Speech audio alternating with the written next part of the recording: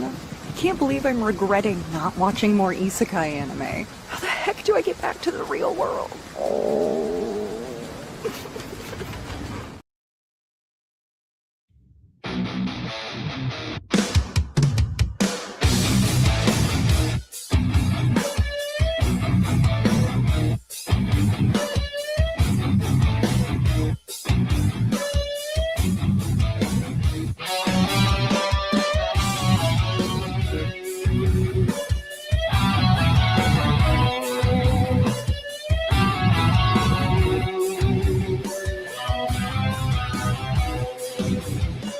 Clear clouds move above, dark hearts shudder below.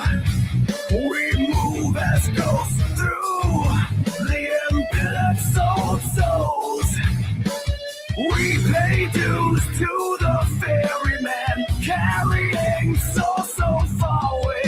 Dirty deeds done cannot be undone.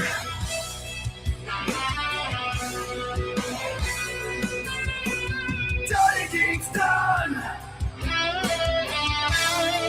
Again we come undone.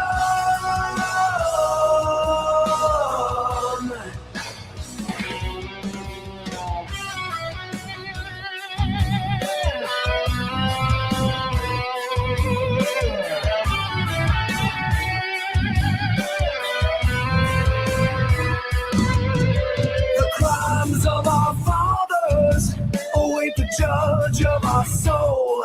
Somber standing at the edge, blood river crashes below.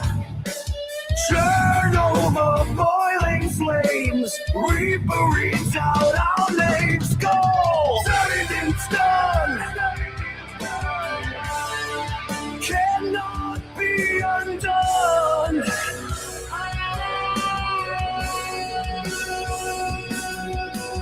Dirty deeds done. Again we come undone.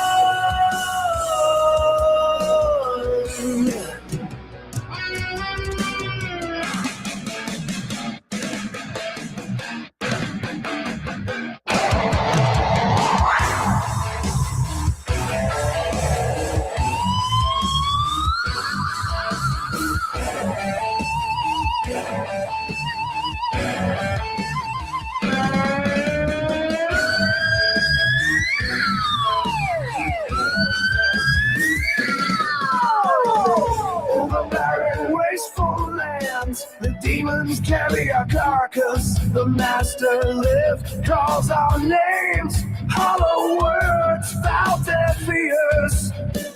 Dragged to the torture racks, bound and blinded with toil, under the hot flames forever. Dirty deeds done cannot be undone. Dirty deeds done. And then we come undone. We come undone. We come undone.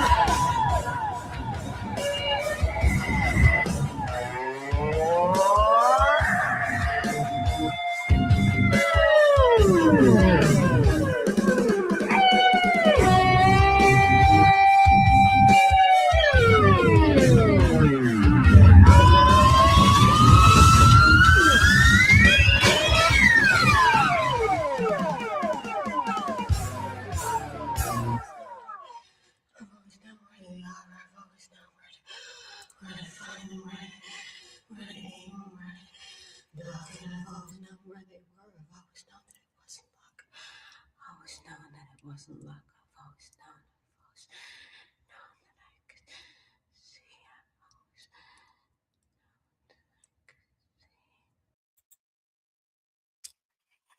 Alrighty. It's Friday in America and Saturday down here in the South. How are you, Tim? Oh, I'm here. You are. And I am glad. Yes. Yes. How's your day been, mate? Hold on. Can you hear me? Oh, good. Yeah. Well, unexpected. All right. Just unexpected. Yeah. So, kind of putting my focus right now is to kind of get back on track and kind of do all the things I was setting up to do. That's cool. Yep. So, how are you? Well, my pronouns are I came, I saw, and I conquered. Oh, my So- pronouns are. I was going to think of a really bad joke, but I was like, nah, I'm not going to do that.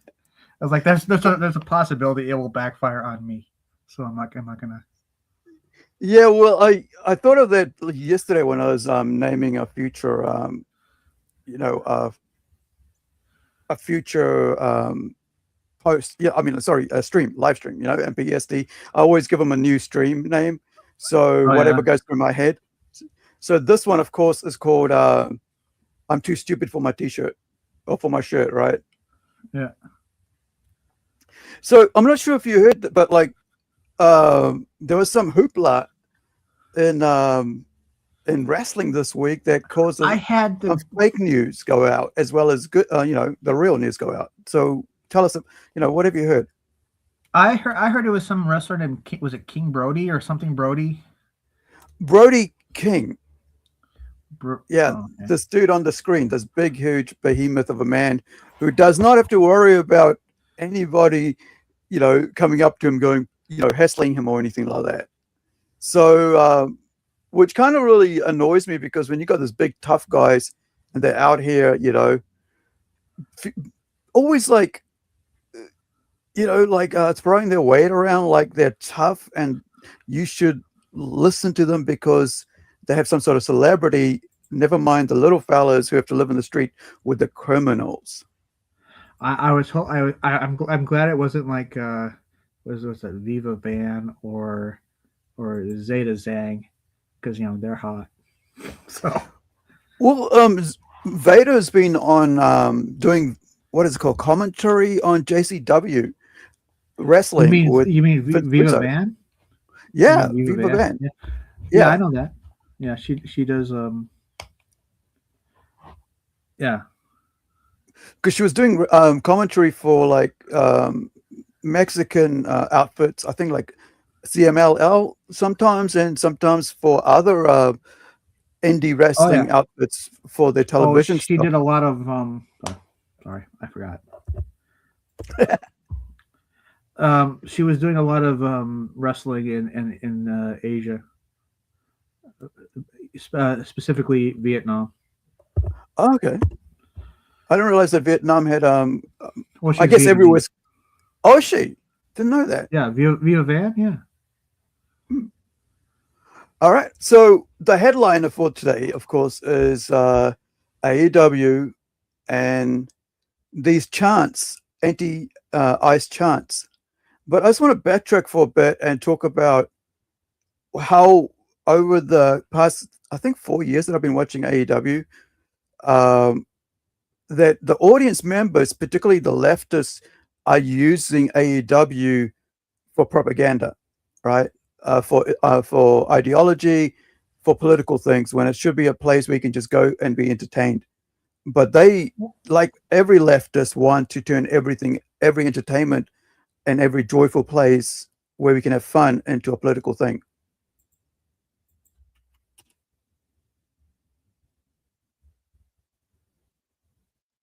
Tom, you muted yourself. There's always been some kind of like political whatever in wrestling, but it's never been so heavy-handed. I mean, you had like the Iron Sheik, or you had Sergeant Slaughter, or whatever, but it wasn't that heavy-handed. It was still kind of like comic booky and kind of over the top. This is just kind of cringy.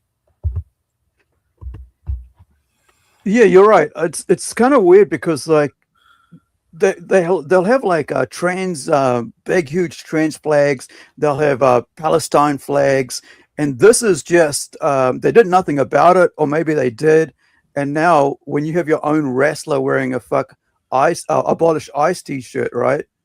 You gotta think like, well, are you guys actually policing your show or are you not? Because in the end, you're catering to everyone, right? It's a TV show.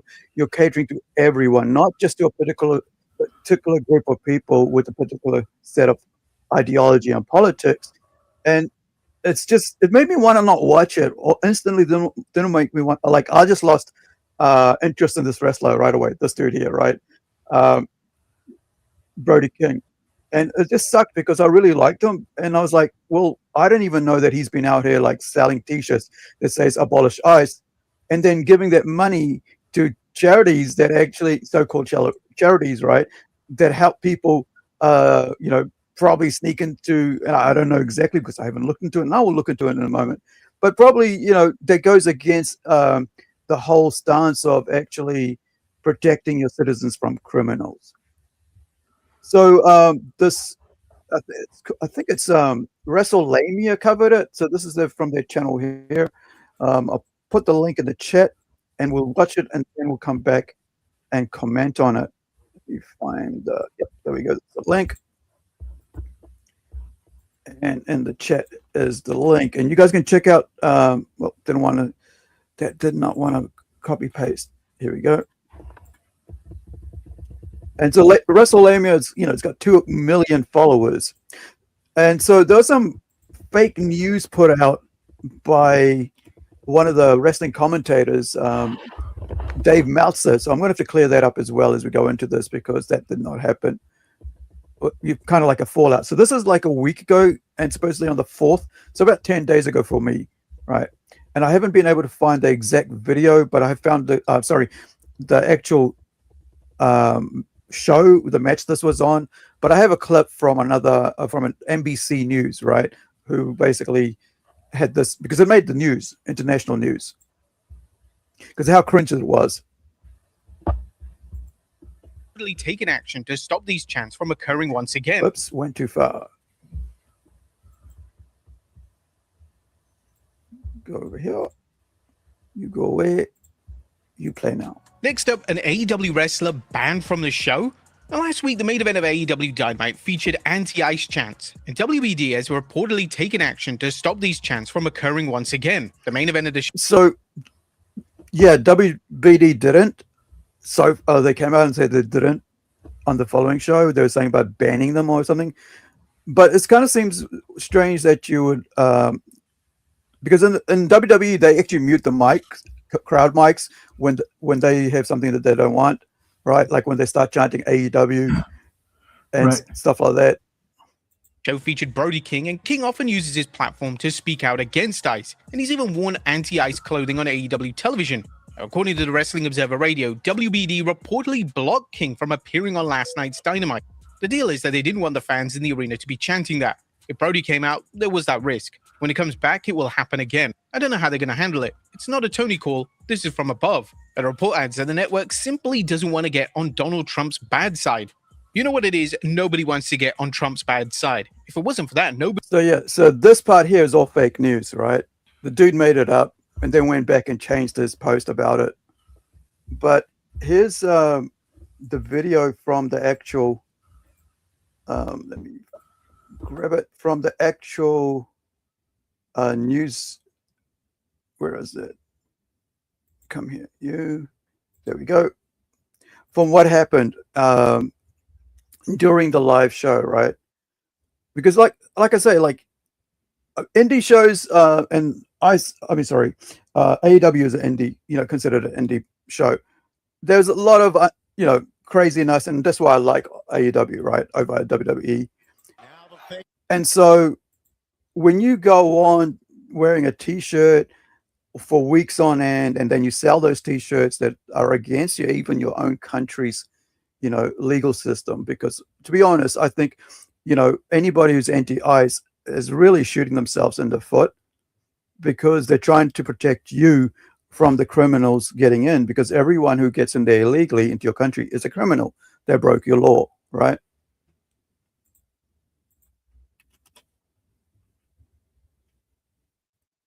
In the eyes of the champion.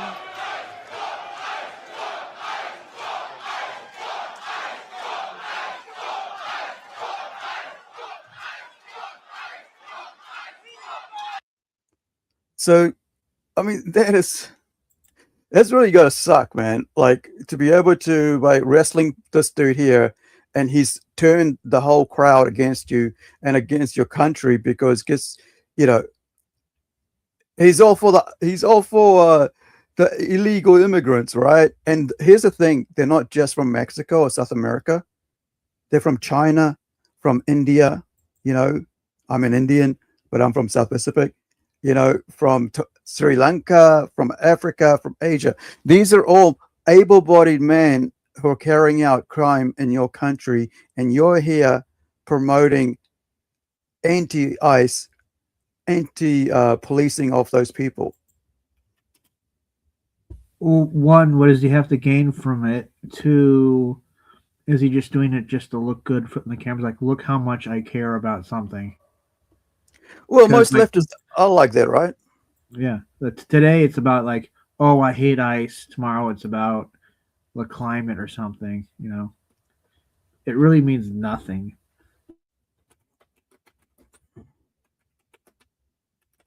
I'm just gonna check with. I wanted to do this live, so I want to check his background with his anti-ICE stance, right? Because like he's selling T-shirts with "Abolish ICE" on them. So I know when I was looking into who he was a while back, like early on, like probably about 2 years ago, a year ago, he was helped to become, you know, into wrestling and looking after himself and whatever by Hispanic, you know, I think it was Mexican wrestling gym people, right? A couple. So that's kind of like his background. So he was helped by Mexicans, and he seems like he was very troubled youth, right? And so that kind of goes into now he's you know, usually people, and I've been that way myself, you kind of like, you know, take on you know, leftist ideals that seem good at the start, but really, you know, it doesn't help you so much if you're really not really, you know, in a way, if you're really shooting yourself in the foot, man. I feel like this is like, you know, you're top of the game, you're about to go for the, you know, AEW Wrestling Championship, right? The big belt. And yet you turn this whole thing into about politics at a time where everybody's divided. But hey, 90% of your, you know, 70% to 90% of the, actually, how many voters do you think voted for Trump? It was like, what, 60% or something? I could look that up. I don't know. I'm beginning to hate politics on all sides, to be honest. Same, man. That's why I try to leave it, you know, do as less as possible. But sometimes they go into my entertainment, man, and I love wrestling, and this really sucks when they come into wrestling. I mean, what's his name? I even hated it when, who's that blonde-haired guy who just died? This 70-year-old dude, Hogan, right? Hogan. I really hated even Hogan when he was doing the whole politics thing, because, I mean, not hated it, but disliked it when even Hogan was doing it. But so this is Brodie King's background, right? So Brodie King, real name Nathan Blovett, is an American wrestler signed to AEW since 2022, where he was the part of the House of Black stable alongside Malachi Black. Malachi Black has gone to WWE. Buddy Matthews is injured, and Julia Hart has joined the Sisters of Sin. I think Sisters of Sin or Sisters of something like that. But she's in affection with Blue, and also this new character who I've forgotten is like Toxic Spider, and she's from is it Super? Oh man, there's so many freaking wrestling groups out now. I forget the name. So he's known for his hardcore wrestling style, tattoos, and background as vocalist for the hardcore punk band God's Hate, right?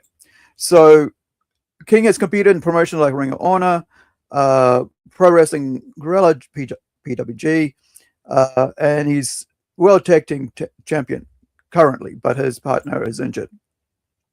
So here it goes. So he's been outspoken for the last 2 years, right? So King has been outspoken against U.S. Immigration and Customs Enhancement, ICE, publicly advocating for its abolition through social media and merchandise. In 2024, he wore an abolished ICE t-shirt during multiple wrestling matches, events, including an AEW Dynamite match on last week, right? Which prompted the Vegas crowd to chant "fuck ICE" repeatedly. So King has approximately raised $59,000 for immigrant support groups in Minnesota. Oh no, it's Minnesota. No wonder he's freaking that hardcore. Yeah. It had to be. Well, Minnesota. I've heard of that band, but I think the band I prefer more is Twitching Tongues. I think they're better.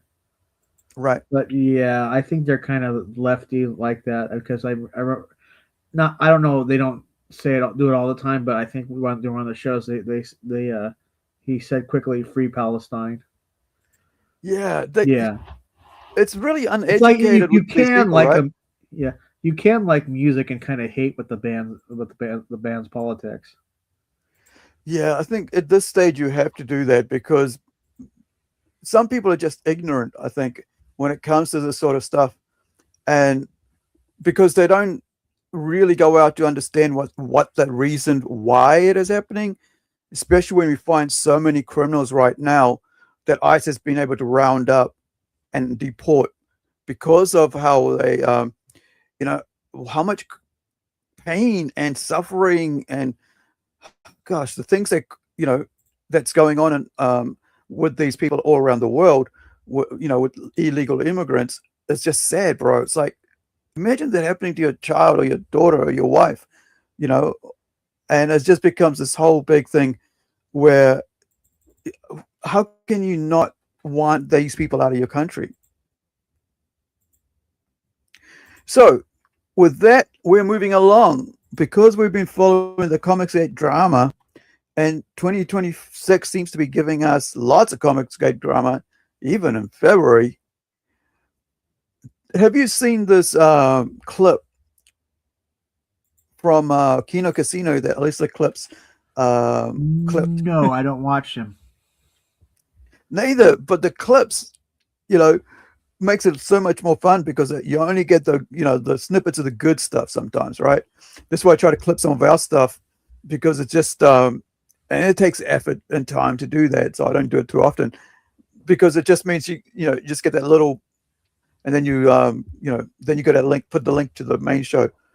So I don't know, I haven't watched this, but there's about 11 minutes of it, and I'm going to play all of it, but we just get the gist of it, right? Yeah, there's an update here. You all remember Riley, Dick Masterson's Riley versus Eric July. So we all remember how this story started. They got mad at Eric July because he's black and because comic book, but mainly because he was black. Let's be real. The main reason was that eventually the Maddox stuff got old. And I mean, it got old pretty fast. Yes. But they beat that horse into the ground for 4 or 5 solid years past the point where it was even funny. And then they're like, we need to find the new Maddox. Yeah. So rather than organically allowing it to develop, they did everything in their power to force Eric July into being Maddox. Yeah, like a lolcow or whatever. Even though in no way was he at all similar to Maddox, and he was basically just a black libertarian guy who wanted to sell comic books. So this led to all sorts of gay ops and smear campaigns and IRL bullshit where these guys sent Riley to go harass Eric July at his place of business and scream through the windows at a meetup that he's chronically unhappy. It was brutally cringe, bro. The going to his warehouse and putting stickers on the door, pissing on his ancestor's grave, Dick Masterson co-signing it. Admitted that they pissed on the fucking grave and that it wasn't just. I mean, we all knew that they fucking pissed on the ancestor's grave or whatever. But it's just unhinged. It was just unhinged for no good reason. Like it's not like this guy was Ethan Ralph and had been involved in all sorts of dirty shit and was going around and doing this or that. Like the rules of engagement for someone like Eric July are not really like that. You can't just do that shit. And Eric held like stoic during the whole thing. You know, he didn't say anything. He tried to be chill about it, but. And now it's to the point where EVS, like, I don't even bother covering this fucking irrelevant bum. He's so boring, bro. He's the worst. He's so fucking boring, but he's basically admitting, like, there's no more refunds because he doesn't have the money to refund people's shit. Rainbow the Brute is like 5 years late. Like, this guy has at least a half dozen comic books that he hasn't fucking delivered on, sitting there crying about a guy who's delivered every comic book that he's promised. He hasn't fucked up even once. And a lot of EVS's buddies, it's the same issue. And they gave Comicsgate a bad fucking name because they didn't deliver on the products that they claimed that they were going to fucking deliver. Now EVS is in this whole controversy with the rip-off verse. Yeah, you know when people were saying where's my books and where when are you going to deliver the books and on, but you keep obsessing over Eric July when people have told you to stop, and now you're reaping what you sow. I do not feel bad for EVS. In fact, I hope he goes to hell, straight up. But how much millions has he stolen off people, bro? I don't know, but when he goes to hell, I'm sure he'll meet a few of them. Yeah. It's just that this one here is so crisp, right? It's just straight 3 minutes of telling you exactly who Eric July is and exactly who Ethan Van Scammer is, right? Ethan Van Sciver. It's like this dude and this dude. There's chalk and cheese. One dude does what he says he's going to do. He gets it into your hands. The other guy, he says what he's going to do and then blames the other guy for not getting into your hands. Right? It's just like, man, 200 live streams later, and he's just still hasn't in 5 years produced that comic book. And he had to take down all of his trash casts for God knows what, when there's legal threats this way and that way. And EVS is threatening to sue Yellow Flash for Yellow Flash saying that EVS took all the money to the casino and fucking lost it all. But Tim, EVS has taken money to the casinos, to the theater, to the ball game. Yeah. And he's also told us all, like the clips I've seen, how much he's lost every time he's gone. Even where his wife is saying, "Hey, you should be winning money, right? You should be bringing home at least something."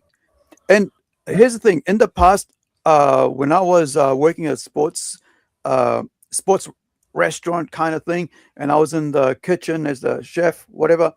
And doing late nights and stuff, every time I had a break, I'd go and put in some coins in the machine because it was part of it, right?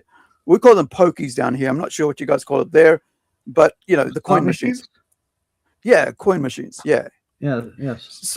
So it got really bad for me because I would just be throwing money down there, and then I went to my manager and I said, "Can you ban me from that area?" And then so I was banned from going there. Every time I went in, even tried, then everybody knew I was banned, right? My workmates knew I was banned from there, so I shouldn't be in there. And then so what happened was that some nights I would actually go, either by myself or with my friend, and would go to other pubs, and they would have the coin machines there, and I would go play there. And then my manager had moved over there, said, "Hey, you're banned from here." It's like, I go, "Oh yeah, I know." I said, "I don't want to see you in here again," because what was happening down there was like every place that was like a sports related or anything, like 90% of the businesses down there were owned by the same licensing thing, right? So if you banned yourself from one place, you got banned from every single place. Well, I So guess that's good then. exactly, but it was hard, and I would like go to this other place during my lunch break between my work thing because that's addiction, right? I just needed to get that. Every time I felt stressed out, I would go and play, and this is what is happening with him. And I know what happens when you're really stressed out, because if you're a gambler and you get stressed out, that's what you run to. If you're a smoker, when you're stressed out, you go and smoke a pack a day, right? And if you're alky, you'll go drink hard out into oblivion. If you are if you drink a lot and you get stressed out, and like people eat a lot when they get stressed out if that's their thing, and that's what addiction is, right? It pushes you to where where you can be lulled by the very thing that's harming you. And Ethan Van Sciver, his whole thing is gambling, right? And so he's got to he must be itching to get rid of every time he like me, I would in my head, I'll be like, I need to go. I would hear the coin machines in my head while I'm sleeping, bro. That's how bad it got. And then I had to wean myself off so much. And I even went to a counseling thing for gamblers. And I went in there and said, and the guy said to me, so how much do you spend, waste? Oh, about $1,000 a month. And I was like, oh, there's nothing. People are in here with house things. And I went, shit. People are come here after they've lost houses. And this is me on the way down to hell. I'll be losing my property, my cars, my job if I carry on this way. So I stopped, bro. Right, because we had moved to another city at that time, and so it took me about a year again to clean myself up. I think it might have been maybe 8 months to just totally go, no, this will not control me. But EVS, bro, he's not like that. He's like, I'm going to help you gamble. I'm going to have you do things. I'm going to show you how to gamble, dude.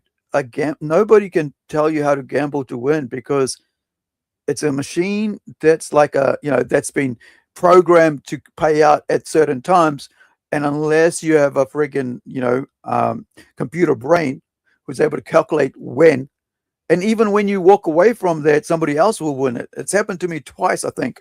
Right, I've been sitting there for hours, and then somebody just comes in, puts a coin in, five spins later, and he's won. And I'm like, I just wasted $200 and I got nothing. So I looked over and went,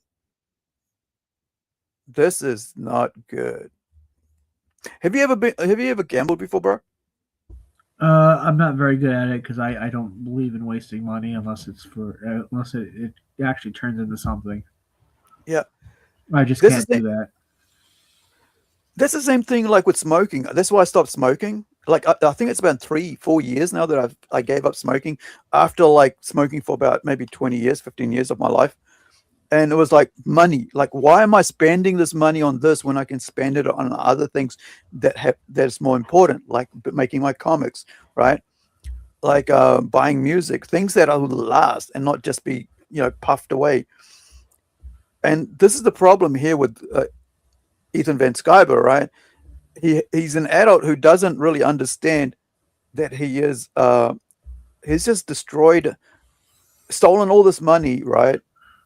In this fraud scheme with using comics, and millions have gone from people who backed him. If he actually talking about I'm limping, bro. I'm hurting, bro. If anyone says anything, I'm gonna sue them, bro. Whenever guys start talking about lawsuits like that, it's another one of these signs of becoming a lolcow, where you're just assuredly fucking felt it. Oh, bro, you can't make fun of me, bro. It's okay, you fucking 400-pound, 57-year-old fucking geriatric. No one gives a fuck about you. No one cares about your gay fucking frog. No one cares about any of it. But this guy thinks he's like some big mafia boss online. It's pathetic. Anyway, so here we go. With all that lore dropped on you in 1 second. It wasn't 1 second. It was like 4 minutes there. So let's move on. Yep. And I want to bring you something funny from my neighborhood, my neck of the woods.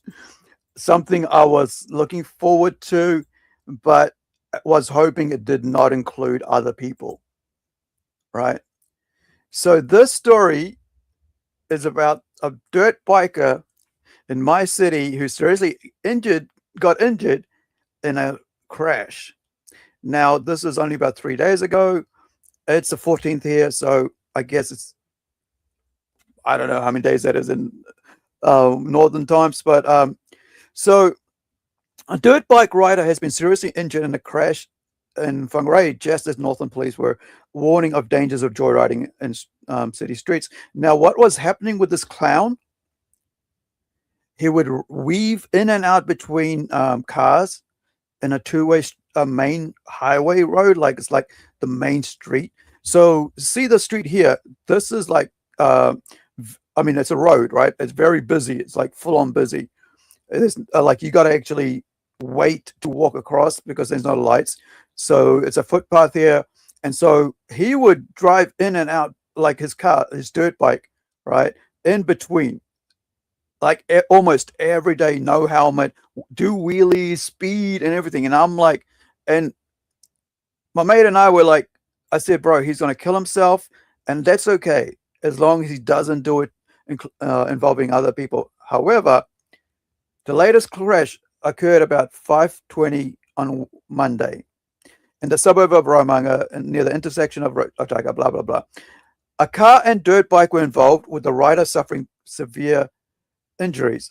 I worry for the car, passengers in the car, right? Because I don't really care about this guy. This guy was waiting to die, right? He was such a moron that he was waiting to die. So there's problems all over Northland where you've got these morons, you know, just doing these silly things, right? So let me see here.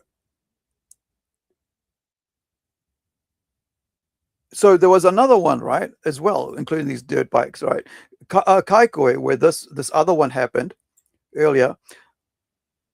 It's a rural township. So it's a small town, but lots of farms and all that, surrounded by farms. So a little boy was hurt there, right?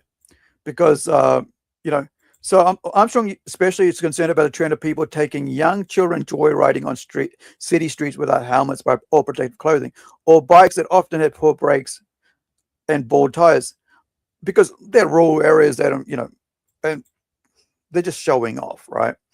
The danger had been highlighted by severe facial injuries suffered by a 3-year-old boy in a dirt bike, right? Crash in Kaikoi. Armstrong said the 22-year-old old's father had been charged with driving, and the child. So this is not a child who's driving, like a teenager who's driving. This is a friggin' 22-year-old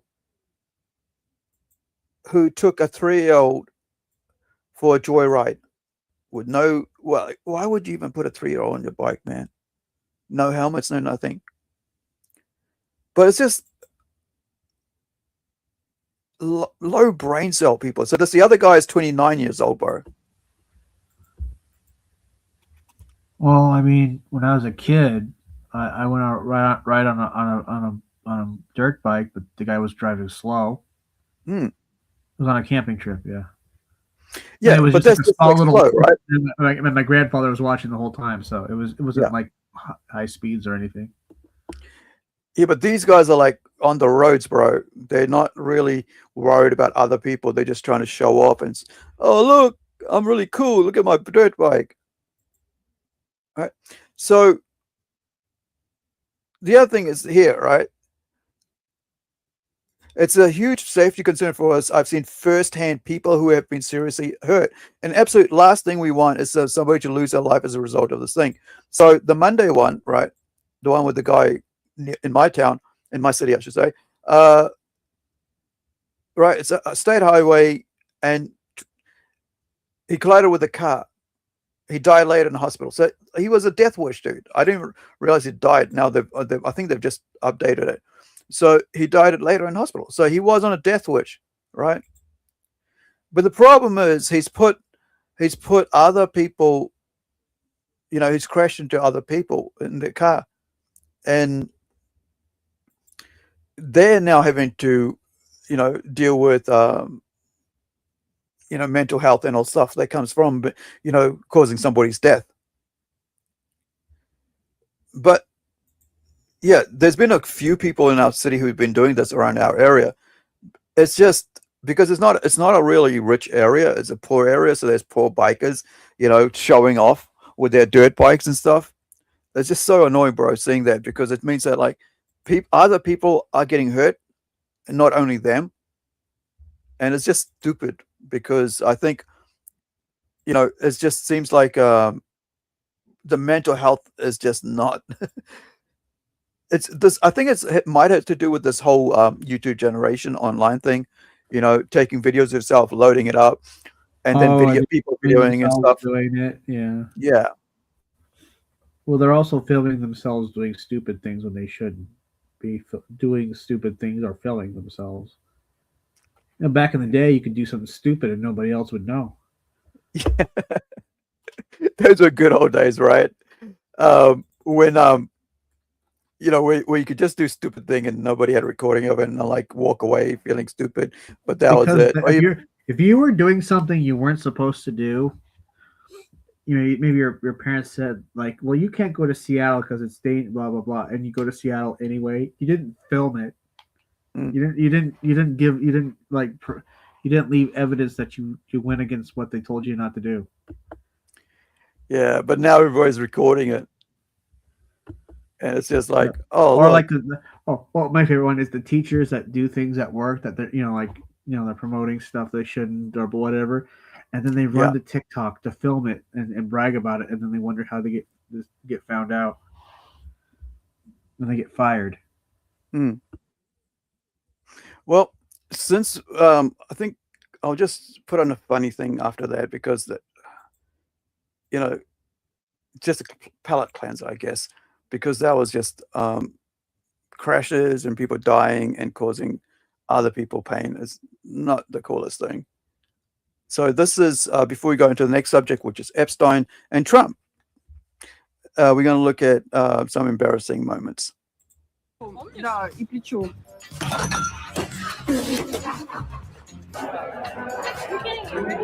Yeah, I'm getting them. It looks great. It looks so good.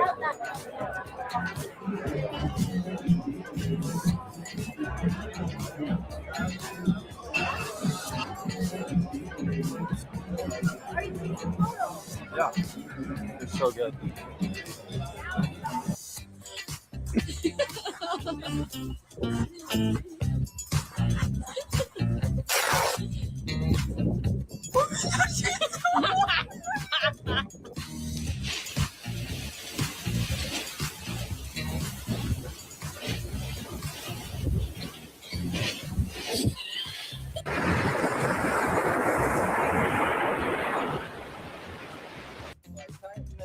Nut on that magneto. We'll see what happens.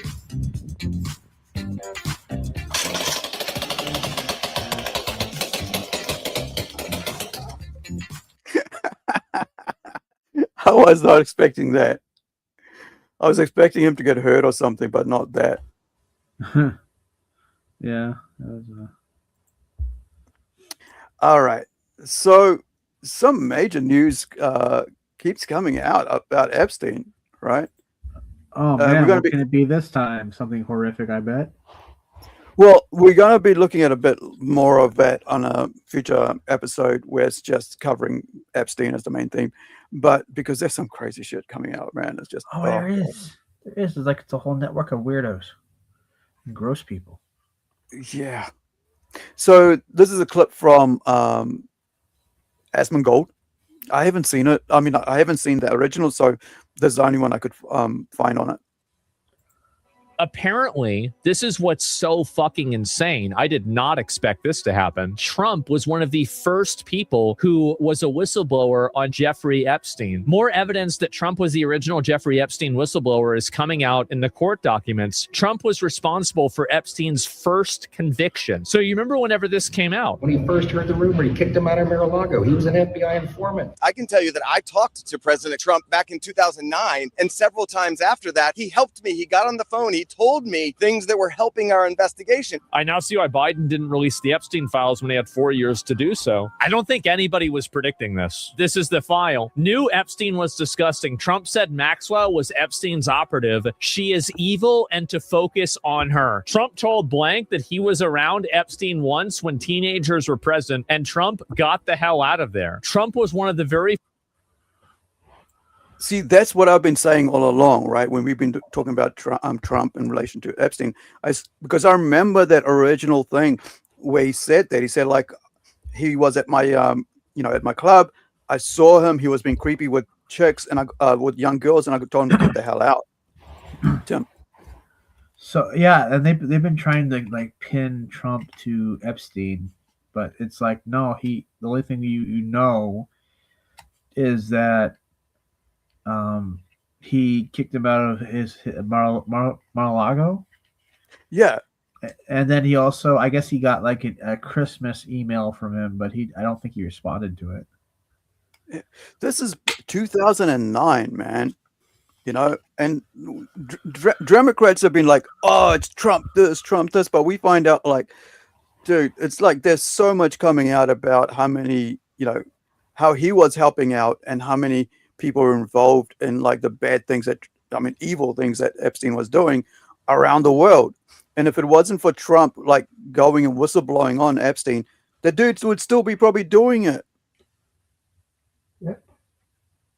First people to call when people found out they were investigating Epstein. No one could explain how Epstein... Hold on. Let's go back there.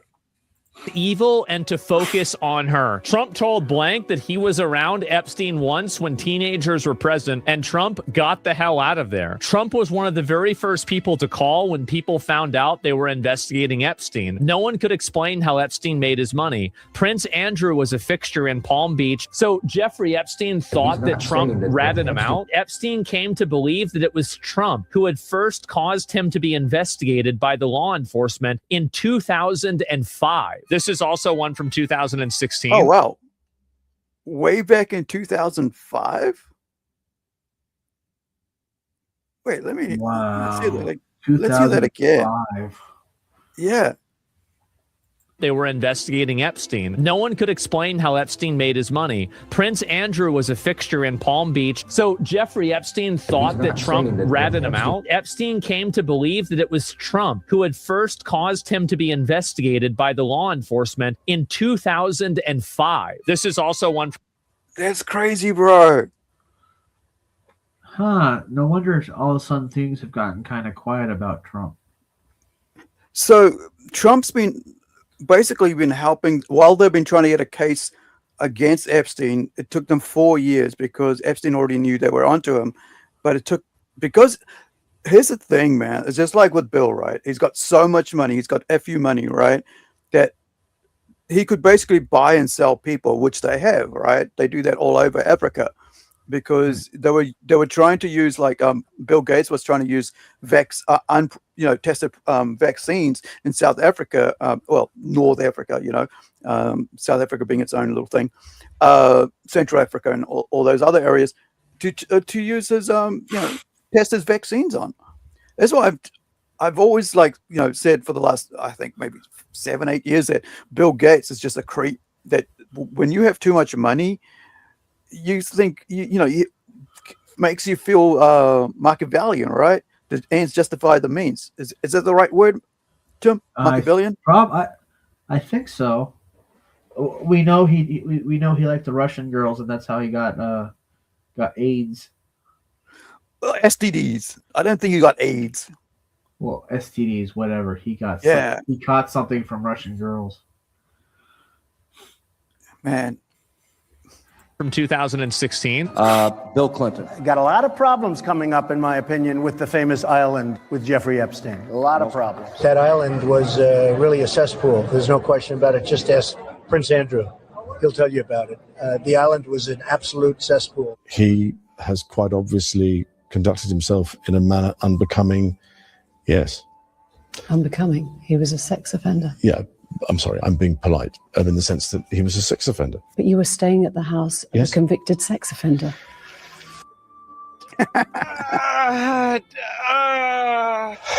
It was a convenient place to stay. Right. That I threw him out of a club. I didn't want anything to do with him. That was many, many years ago. Now, other people, they went all over with him. They went to his island. Find out the people that went to the island. Yeah, why is he in the clear? He's not in the clear, but what it was showing is that before any public scrutiny occurred, Donald Trump expressed concern about Epstein directly to the authorities. It seemed pretty obvious to me that Donald Trump and Epstein were pretty close at one point. It's very hard really for me to say that, like this guy's totally innocent. But at the same time, whenever you're the guy that's ratting this person out before anything ever happens publicly, then I do think that looks very good on you privately. I think it absolutely does. Right. That was a short clip. I don't know how they could try to say he was connected. Except for ratting on him like years before anybody else was. Well, the other thing would be that maybe because Epstein knew all these people, this rich people, right? Investors, corporates who are like, billionaires and millionaires, they move around in the same circles. Just because you're having a little conversation that's been caught on video doesn't mean that that's what you're talking about, right? The island and the girls. You're basically in the public. You're not going to be mentioning the islands and the girls with people around you. So it's easy for them to go, oh yeah, he's been, he's on video, but it's like, well, what were they talking about? Business, investments, what? But the other thing is that they found out that he actually owns 2 islands, right? Not just the one. And man, it's just,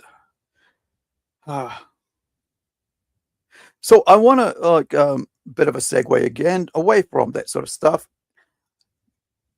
U.S. commando storms secret Russian ship.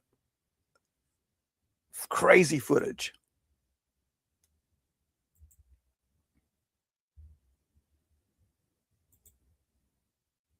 What have the Russians Welcome in, everyone. I hope you guys are doing great.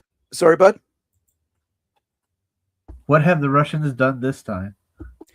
Well, basically taking South American oil that they're not supposed to, right? Same with China. Basically filling up their cargoes because they're not supposed to take oil out of Venezuela because that's oil that's earmarked for US because US companies own the whole manufacturing and all that, the mines, whatever they do there, right? I'm not so proficient on oil things. But yeah, so this video comes from, let me just find the name, from David Hookstead. Hookstead sounds like Hookstead. Well, reads like Hookstead. So I guess he covers a lot of military stuff.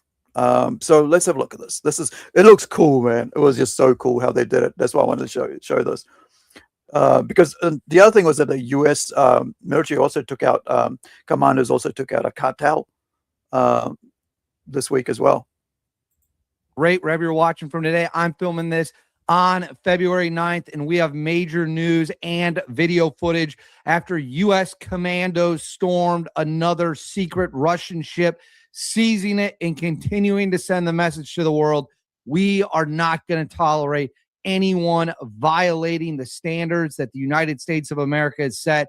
That means Russia. That means Iran. That means China. When we say you're not moving your ships and you're not moving your oil anywhere, we mean it. And now another Russian ship has been captured by the United States of America, and the film footage is nothing short of absolutely incredible. So we're going to break down exactly what we know, what the ship details are, and much more. Before we get started, as always, please make sure to like and subscribe. Totally free, cost you nothing, huge boost to the channel. Comment with your thoughts below. What do you think about us storming Russian ships, seizing secret tankers? Let me know in the comments below. Hit the bell, all notifications turned on. You won't miss a thing. And then Instagram, David _ Let's get into it. President Donald Trump made it crystal clear, along with Secretary of War Pete Hegseth and Secretary of State Marco Rubio, there would be no sanctioned secret ships allowed on the ocean. If we find them, we're taking them down. We're not letting these countries, our enemies, do whatever they want. It will not be tolerated. It will be stopped. And one of the big things you got to stop is the oil tankers, especially with Iran and Russia. Why? The shadow fleet gets around sanctions. They use that money to then fund the war against Ukraine if you're Russia, or try to build up military assets if you're Iran. Well, and this is what a lot of people don't understand about the selling and buying of oil, right?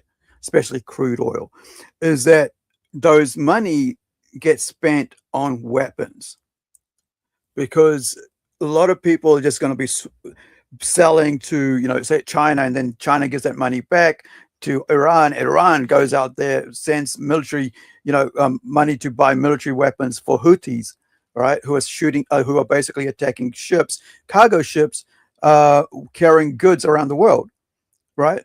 And also, then you've got them also carrying out war against the African people in South and Central Africa, North and Central Africa, against the Arabs, carrying them out against the Black Africans, because they hate them, right? Because Black Africans are basically either enemies or Christians, but they want them to be Muslims. So, they got to kill them if they don't become Muslims.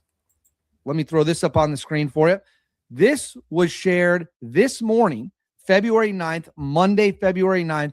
The Department of War posted on Twitter, when the Department of War says quarantine, we mean it. Nothing will stop the Department of War from defending our homeland, even in oceans halfway around the world.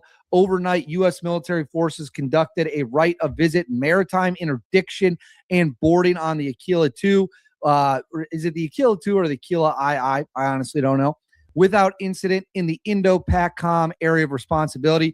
The Aquila 2 is operating in defiance of President Trump's established quarantine of sanctioned vessels in the Caribbean. It ran and we followed. The Department of War tracked and hunted this vessel from the Caribbean to the Indian Ocean. No other nation on the planet has the capability to enforce its will through any domain by land, air, or sea. Man, when you see the map of how far they went, it's crazy, bro. It's crazy.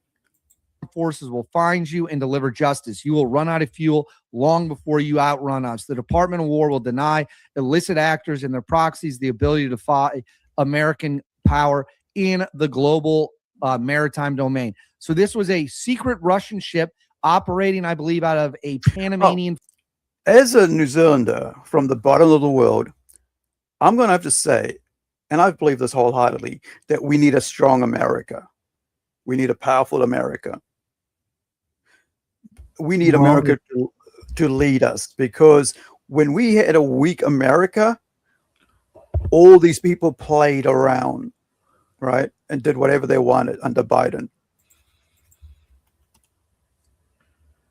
Well, if America would actually have a better education system, a better economy, which it looks like it's starting to shape up to be one, and a stronger military, then we would have that.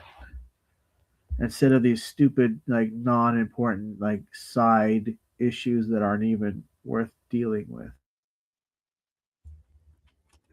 Well, the reason America doesn't have a good high education system where people, where the youth and, the young people, young adults are educated properly, is because a lot of leftists have been allowed to get into leadership and chase after money instead of chase after giving good education. So they've let a lot of other fellow leftists in to just teach leftist ideology instead of teach maths, English, literature, science, biology, all the stuff they need to learn, rather than teaching them freaking ideology based, and political things.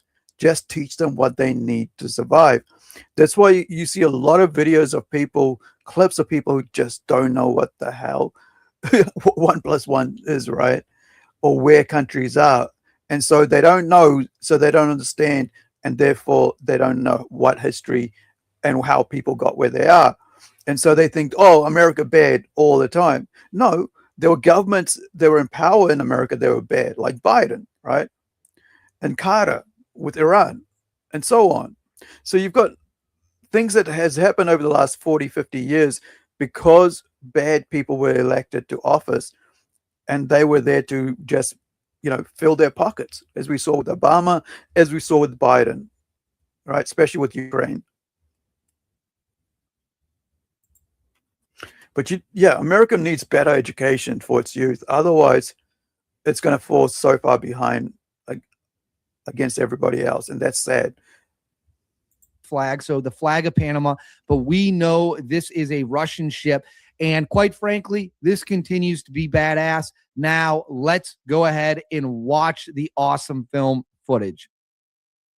So let me go ahead and go full screen here. Make sure everything's rolling. All right. You can see the commandos. You see the rifles. You see the helicopter. Let's roll.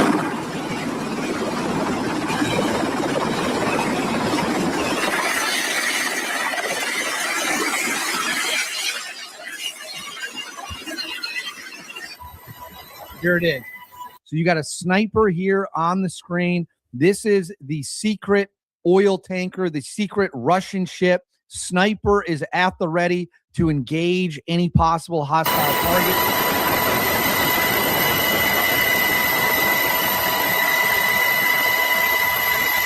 Gun up. Scope going.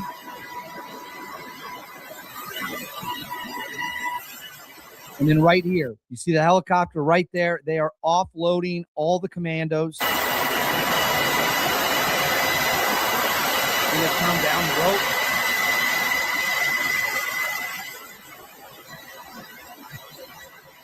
They're fanning out, guns up. These are the workers on the ship. They don't want to firefight, so they're coming out. The commandos are ordering them around, and helicopters dropped its last people off. Rope is up and getting ready to roll out. What's interesting about this is, generally speaking, they have announced that it's the Coast Guard that is taking these ships. This time, they just said it was strictly the Department of War, didn't make any mention of the Coast Guard. And that makes me wonder, is it possible that SEAL Team 6 was the unit chosen for this one? Let's go back to the sniper part just because that's really cool. So right here, you got a suppress. Looks like a SR-25. He's got it. I'm going to put this on the screen. So this is what I wanted to, I was saying earlier, Tim, about like how far they went to catch that this one Aquila 2 oil ship. So it is turned off its transponder for the last 99 days. So it was in Belarus. Then it went completely dark. Let's see if we can go live here on the map. So this was its last known location right here by Latvia, Estonia, Lithuania. Belarus is right there. That was the last known location of the tanker. And that was, again, 99 days ago. So it has been on the run for 99 days. Obviously, we're now taking the tankers. We got some more cool footage showing up here. So for those of you who haven't seen this before, this is the capture of the Veronica in the Caribbean. This was back on January 15th. Let's go ahead and watch this footage. You can see the command. This was the Coast Guard. So we know this was the Coast Guard commandos coming in. Here we go. The rope slide is just so cool. Guns up. They're ready to rock and roll. Night vision. More commandos coming on the deck. They are just getting after it. You can see the helicopter floating right there in the air. Oh, it is awesome. And then this is my favorite one. This is the, what's the name of it? The Olena. So they took this on January 9th. They actually were throwing flashbangs around. That's 3 ships of millions and millions of dollars of oil that would go towards being sold and buying weapons by either Russia or Iran. Oh, so they're selling them to watch it. Rogue Nation. Right here. Yeah, well, basically these are Russian ships, right? And they're taking oil from South America and shipping it back to Russia and Iran. or coming from Iran to Russia and so on. So basically they go dark, right? And that they can just go wherever they want, which means nobody knows where they are and who they are. But this is just showing how powerful, American might is when you look at what everybody else is putting out. And this war in Russia and Ukraine has been going for what, about 4 years now? Was it 2023? Man, it's just never ending war with like people both sides just dying hard out because of Biden just being in power. This is what I mean about how America under a weak leadership ruins the world. And now under our strong leadership with Trump and his administration, we're seeing, things actually being done that needed to be fixed. He's fixing, right? Well, he's fixing what he can. He's Yeah. trying. I'll give him that. His performance as a president has been very satisfactory. That's true. Yeah. And I'm hoping that that continues, man, because I think America is on the right track again. And I've been wanting Trump to get back in for the last 4 years. He was out, right? Because Biden was pushed in. And because I knew that we needed someone strong, because you need strong leadership. That's one thing you got to have, is strong leadership. Doesn't matter what it is, what area you're in. If you're a comic book publisher, your leader has to be strong, has to have no direction, has to know when to say yes, when to say no. And also in business, right? Any business that waffles about where they stand is actually going to cause themselves damage. Like we talked about AEW, right? They let the friggin' they let one of their workers, their wrestlers, go out there and sell anti-ice T-shirts, right? And raise funds to pay for anti-ice organizations, basically, right? He says he's going to help, people working migrants. Yeah, legal migrants, not illegal, But this is pretty cool. Check this out. Boom. Explosion out. Flashback. Right there. Awesome. Let's watch it again. So you're going to watch a guy turn, toss a flashbang or some kind of grenade, and then you see the explosion. You can see the burn marks. That's the captain's quarters, right? So that's where the engineers, not the engineers, the people who are running the ship are. Are they sure they blinded the captain? Well, those flashbangs are pretty friggin' blind. Blind. Pretty bright, right? Right there on the deck of the ship. All right, I'm going to pull this off the screen now. Yet again. So that was that. I don't have the cartel one because I thought that would be cool. I'll try to find it for the next one. So let me get the next story. We're halfway through our stream and we will go to, just before we move on, I just want to push this out. I was going to put this out last stream, but I forgot. And because I'm trying to keep to the 2-hour mark, right? So check this out. This is the lab. Amazing. Okay. Sorry.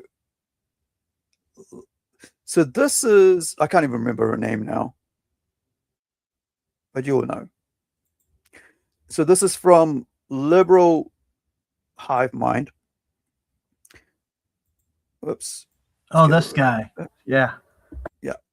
So he does like short vids. So someone caught her, and I can't remember her name, man. But she's the one that was working in a bar, and then they picked her up and put her into AOC. That's the one, AOC. That dumb bitch. Yeah. So here we go. Intro laid it out quite clearly. Now take a look. If you want to be kind of a more active observer and member of your community, there's legal observer training, which is if you see that ICE is active in your community, knowing the things that you can do legally to observe, to film, to take note, without being deemed as impeding law enforcement and how you can do these things and assert the rights of yourself and your neighbors. So part of what I wanted to communicate to you all here today is what we need to do as a community and the fabric that we can help build as a community so that we can take care and keep each other safe in this environment and keep our neighbors safe in this environment. We've already had a couple of instances where, thanks to the rapid response of community organizers, advocates, local elected officials, that we've been able to keep families together. First, I'm just going to talk about some of the things legally that we are remaining vigilant on. There's a safety plan, and find your legal help before anything happens. Once ICE detains a person, they do not have the ability to get counsel once they are detained. But if you have counsel before you're detained, your lawyer has to be able to speak it. And there are many organizations. So this clown is telling illegals how to, right? How to system.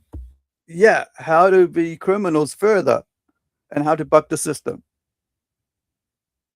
This is your own government, opposition government in place, telling the criminals how to get away with being criminals.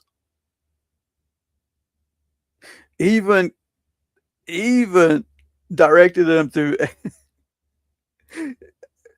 how to get training from your how to get trained to know your rights to illegals, bro. Not legals, illegals. This is why America's in a mess. Because their own government politicians, right? Their own politicians are against American people. This is the dumbest person. Well, one of them. There's a few dumb people in the world, like Hassan Piker. But this one, she's one of the major dumbest people in the world. That's all I can stomach from her. But the link's in the chat. Go grab it if you want to watch it later. Now, this week has been a harrowing week, right? It's been bad. So let's start with Canada.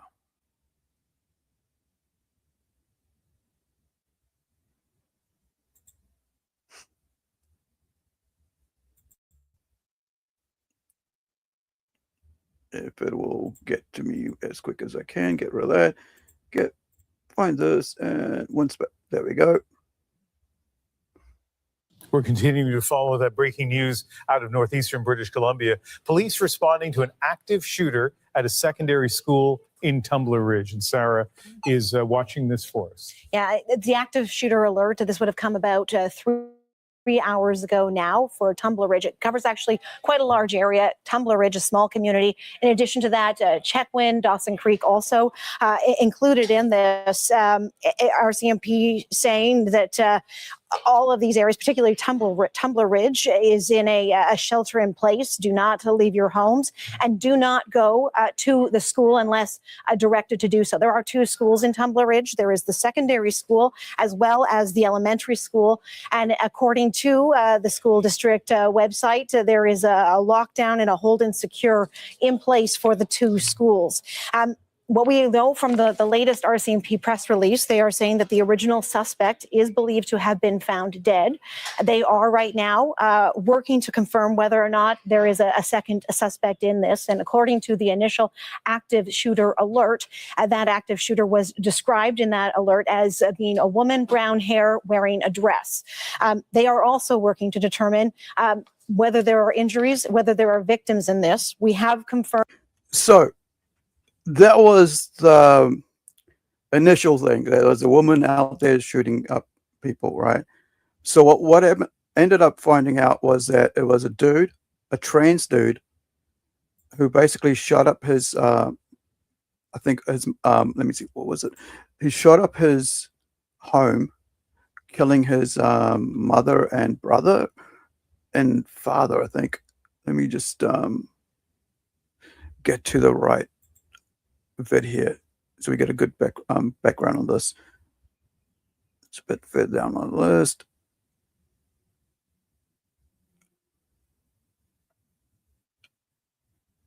Here we go. So we've got this dude here coming out, and the way they reported around the world was crazy, bro. Gun person, right?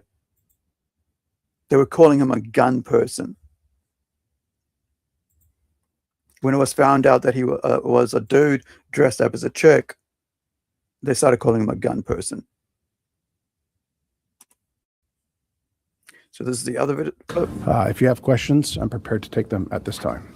Officer Renina Dea from Global News. Could you please expand a little bit on the suspect? Was he known to police?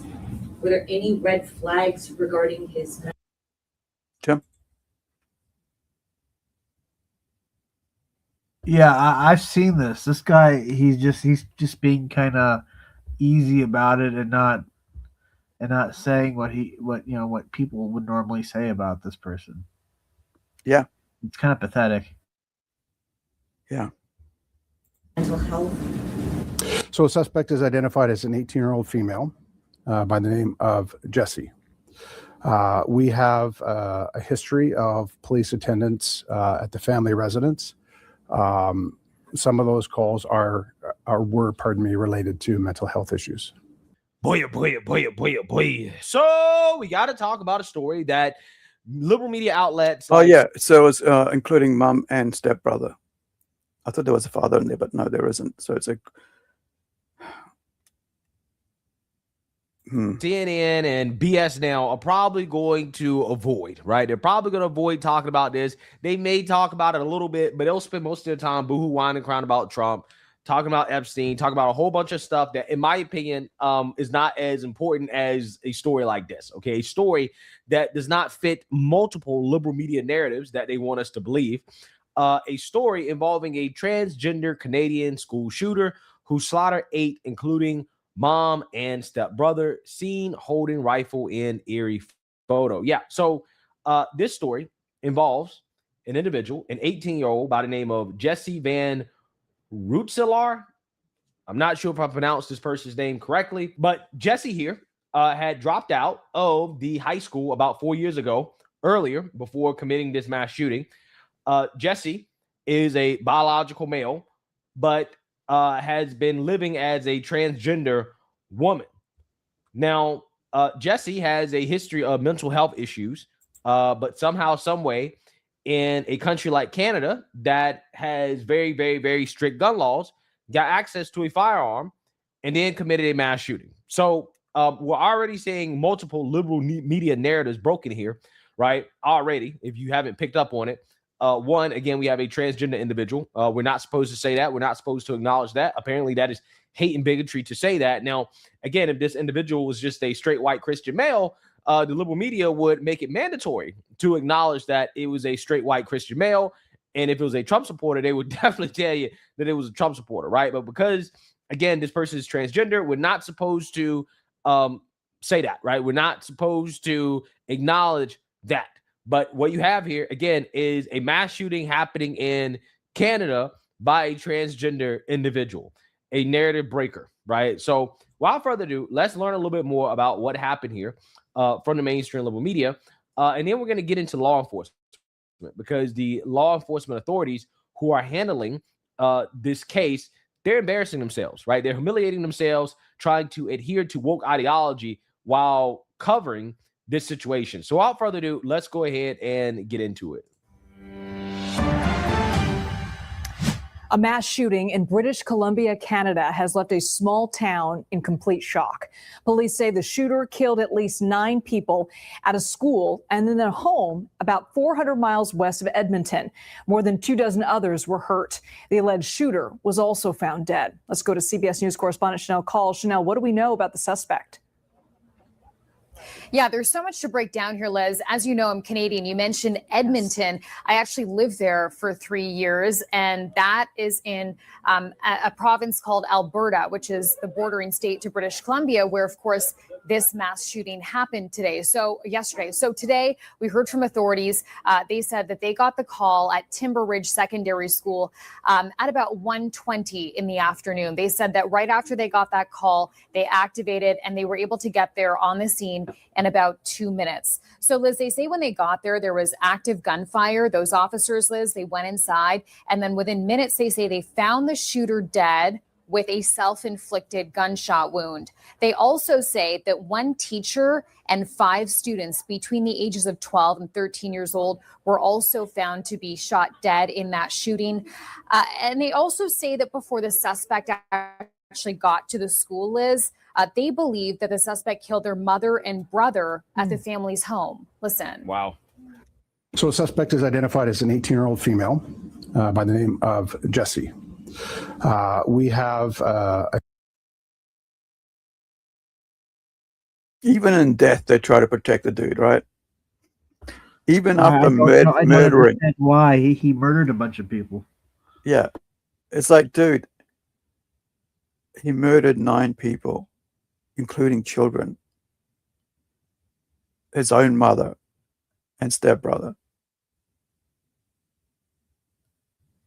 And you want to protect him by sticking to his pronouns? You friggin' loser. Canada is, if I remember right, Canada is where it all started, bro. The trans ideology movement and how to speech control, right? And even after death, they want to control speech. That just pissed me off, man. Like, hold on. Here's something else, right? That this is from Sky News, my favorite channel out of Aussie. So I did not know this, but I have noticed this, right? So 2 out of 5 shooters in the past year, right? And I think she's talking about like Canada. I'm not sure, but because I was going to play this video in a future stream, but just because he brought this up, I'm going to play this here. Let's get to the very start. The latest mass shooting attributed to a trans or non-binary killer, or as the Canadian authorities call him, the gun person. God forbid they should misgender a mass killer. That includes the deceased gun person. Okay. And then separately, do you know the gun person's relationship to... Army, what more do we know about this gunman, Jesse Van Ritselaar, and this horrific crime? Yeah, you stole one of my notes. I mean, how Orwellian, gun person. That is chilling and crazy. Yes, we know this was a trans person. First of all, look, as we now have to say, we talk about gun laws and what their effects are ultimately on shootings. Canada has one of the strictest gun laws, certainly in the world, and yet this is a mass shooting that we've had. Isn't it interesting that the most controlled place when it comes to gun laws is the place that they have mass shootings? Look, if the gunman wasn't a straight white male, it's the job of the authorities to hide their identity. That's the way it works, right? It's a straight white male. We'll identify him all the live long day. But if it's not, so if it's a trans person, we're gonna do whatever we can to obscure what the identity is, right? And look, I had, like I always do, I do show prep, and I did my research with AI, and we always have that fun AI stories. And I asked, well, what percent of school shootings we've had in the last 5 years have been from trans people? And it refused to give me a number. It kept saying it's a... Yeah. ChatGPT will do that. So I want to, while I continue playing the video, I am going to go ask the same thing to Grok. Very low number. I swear it would not. I had to list every single one of the last 5 years mass school shootings and individually go through them. And what's the answer? There's been 5 in the last 5 years, and 2 of the 5, 40%, have been people who are trans or non-binary. Yeah, well, since we last talked about this, I went and checked that out for myself. I asked the not just ChatGPT but Grok and asked precisely what you were talking about, to list the number of mass shootings in the recent years that have involved a trans shooter or a non-binary shooter, and it just refuses to do it. When you then give it a number of events, it will acknowledge it and repeat those to you, but it will not compile a list, which is extraordinary, because I could ask it to compile any other sort. Oh dear. I wasn't expecting this, but I got it. I got this result. Look at this. So my question was, how many mass school shootings in the past 5 years has been committed by trans or non-binary persons? It first said none, right? It said none.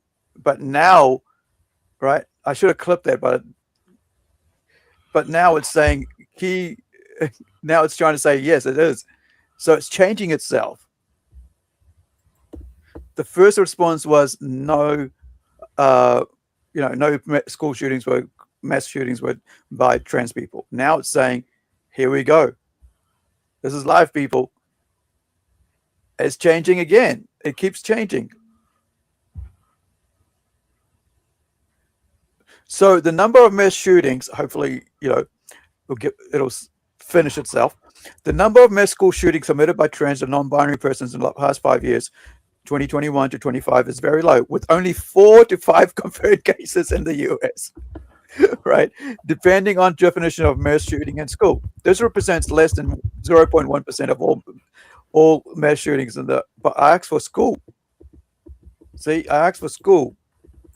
So even here, you can see that leftists have started coding. This is why I don't 100% trust AI or any sort of AI, because at the end of the day, there are leftists who are working on these codes, and they are going to put in their own ideological bannings, so that blocks, so that you can't get the information you want when it comes to ethnicity, when it comes to ideology, when it comes to trans folk, right? But here, so you got 5 anyway. Was it 4? Yeah. It says it's only 0.1%. Even that is huge. Like, look, killed 1, injured 7, right? Killed 6, injured 1. Minneapolis, right? Multiple, doesn't say how many here, right? Killed 2, injured 1. Tumbler Ridge. But that's wrong, because this was actually just, wait, isn't this week?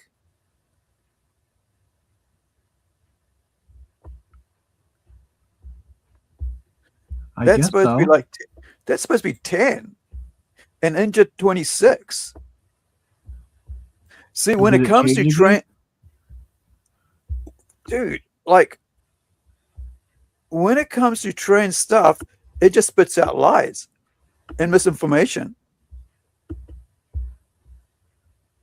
Because in the Minnesota case, there was like, there's a fact check, right? All this shit. So, no, there's not an epidemic, USA Today writes, right? But yeah, 3 out of 5 in the last 5 years of mass school shootings have been trans people. Was it 3 or 2? Sorry, my bad. 2, I think it was. 2 out of 5. That's still too many. Right. But it's interesting how they've actually put in anything to do with, like, I noticed it had anything to do with China. It's like a no-no. They won't give the correct information. Now, they won't give you the correct information about ethnicities. I found that about like illegal, migrant crimes, right? They won't tell you that. They won't tell the race of the people. And then they also, so you can't do your research, right? If you're looking to follow up on these things. But 2 out of 5 trans shootings And even like this week, that's like 10 people he killed, including himself, right? 9 others. And 3 of them, I think, I think there was like about 6 of them or something was like children. Like a couple of them were like 13-year-olds or 14-year-olds.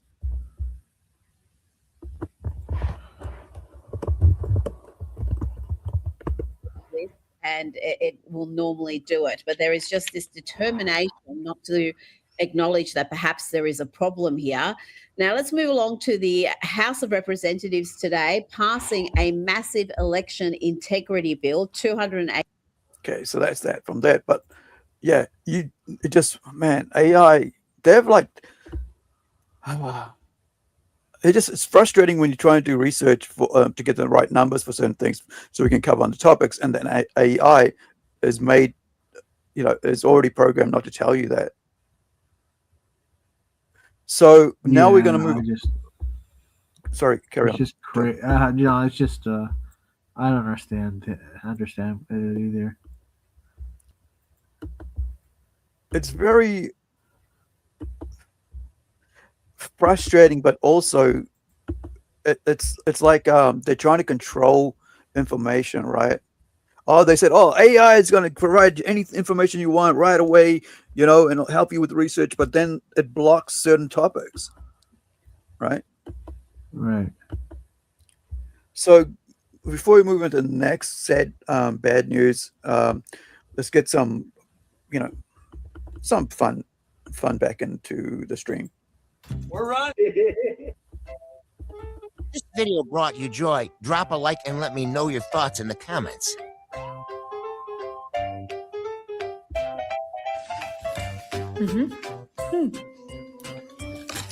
Drop it. Guys, stop it. Is it the best Caesar salad wrap I've ever had in my life? Stop. Hey!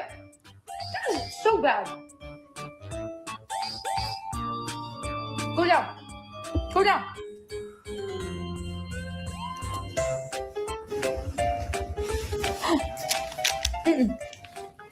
Caesar? Those cats remind me of like leftist road protesters who jump in the middle of the road to stop people from going to work, right? You're trying to do your, get to work or, whatever, do your business, go about your day, and they out there like protesting in the middle of the road and standing in the middle of the road. You mean people who deserve to get ran over? Well, I'm just saying, if you're willing to jump in front of the traffic, you deserve to get ran over. Yeah, idiots, right?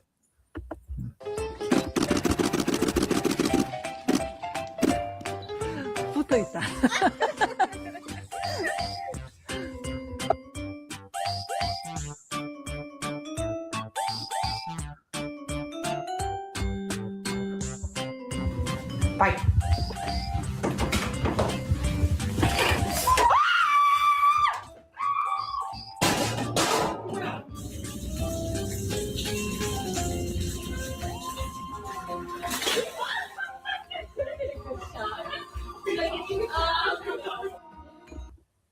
All right. Okay. Let me get this next one set up. If I got it. No, I haven't. All right.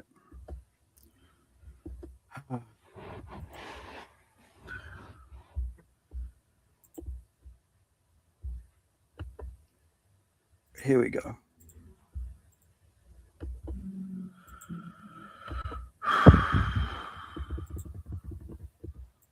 And hello, everybody. Welcome back to British Stand. Today, we've got a serious one to discuss. As you can see, a Islamist teenager went on a stabbing rampage in a school. Now, you may have heard the sort of breaking news that came out late yesterday that there had been a stabbing attack at a school and that 2 young boys had been injured in the attack.